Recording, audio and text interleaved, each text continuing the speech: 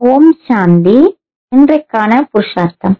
என்று பாபா குழந்தைகளை பார்த்து கதைக்கின்றார். குழந்தைகளே, இப்போது ஒவ்வொரு ஆத்மாவும் தந்தையின் ஞானத்தை கேட்டு புரிந்து கொள்ள விரும்புகின்றார்கள்.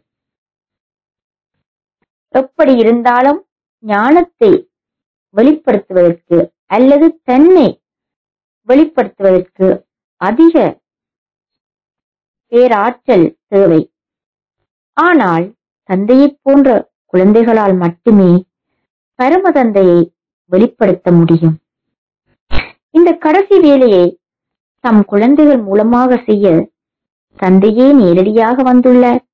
மேலும் குழந்தைகளாகிய உங்களிடமிருந்து தந்தை பெரும் எதிர்பார்ப்புகளை கொண்டுள்ளார். இப்போது குழந்தைகளாகிய நீங்கள் உங்களை தந்தைக்கு சமமாக கருதி ஒவ்வொரு தீர்மானத்தையும் எடுங்கள்.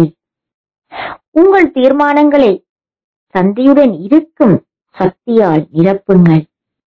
அதனால் உங்கள் ஒவ்வொரு தீர்மானமும் வலுவாகவும் சக்தியுடனும் இருக்கும்.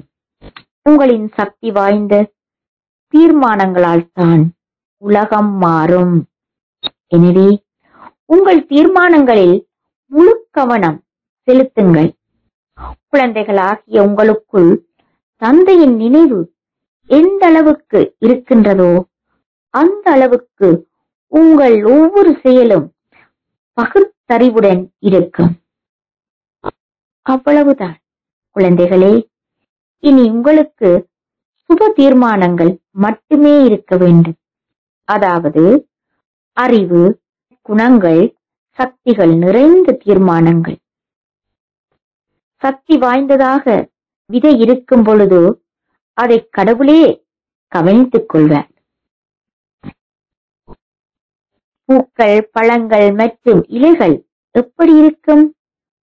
அதாவது உங்கள் பிள்ளைகளின் ஒவ்வொரு செயலும் வார்த்தையும் மிகவும் இனிமையானதாக இருக்கும். தந்தையின் ஸ்ரீமத்தை பின்பற்றுவதற்கான முயற்சிகளை மட்டும் செய்து கொண்டே இருங்கள்.